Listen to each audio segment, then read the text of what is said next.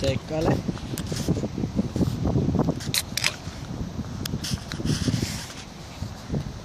Gandalf on saapunut tänne Nöykkiölle päin. Tavallisesti Gandalf asuu Rovaniemellä, mutta täällä ollaan jossain Espoon syövereissä. Mitäs mun kaverille tapahtuu? Täällä on Vilmo. Maistelee vähän tämmösiä... mitä vittu, ei nää lakritsikaramelleja? Ihan hyvin.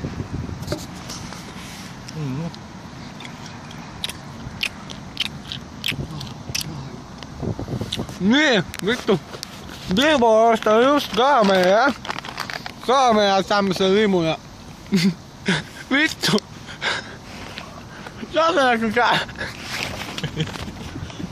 Mitä tapahtui?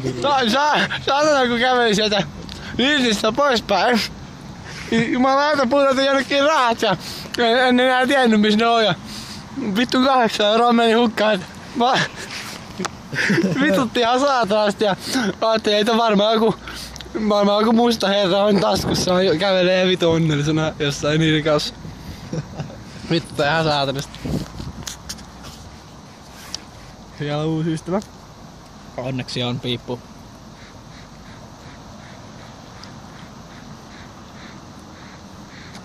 Annapas minulle vähän. Vilpomaista. Täällä Frodo istuu täällä myös. Tää on laadukas.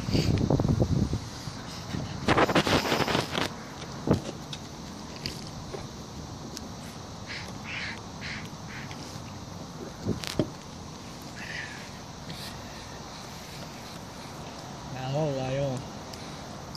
Saatana.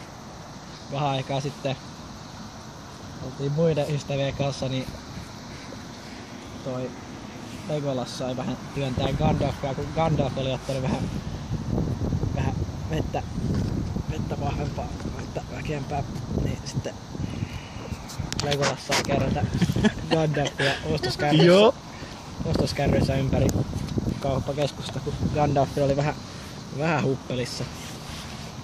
Katsotaan mitä siinä on. Hermavaihtokyrpä. Joo. Täällä Frodokin maistelee vähän piipunottia. Sellainen. Ja sitten tää olisi joku saatana ruotsinkielinen koulu. Hyi helvetti. Pinnas kuule. Toimiko piippu enää? Maistetaan taas.